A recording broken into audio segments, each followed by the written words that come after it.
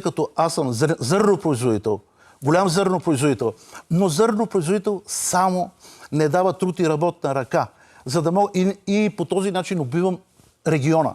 За да мога да се жива този регион, Голянска община, аз създадох зеленчуците. Не, че печеля от зеленчуците, но така, за да има работна ръка. Ползвахте ли европейски пари за тези работи? Не. Всичко ползвах кредит. Нито евро? Държавна субсидия, помощи от Европа? Никакви помощи. Значи Европа до сега... Фонд земеделие, плащания, европейски средства през Европа до сега целенасочено никога не е имала проекти, програми за напояване. ЕОД са получили от държавата 32 милиона 35 811 лева от фонд земеделие. Вие го попитахте и той излъга. Да, 2 пъти. Той излъга, че нищо не е получил.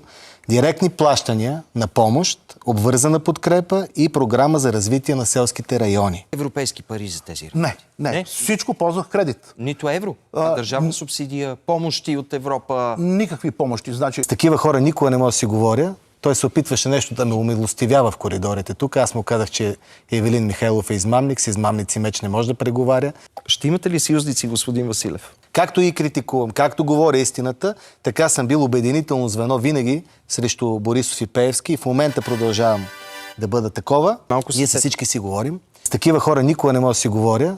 Ние с всички си говорим. Ние не искаме да се караме с абсолютно никой. Тоест Ростин Василев ли ще си сътрудничите? Той казва, вие за кой работите? Вие работите за Васил Бошков, вие за... Ама викам, чакай малко, бе, Василев.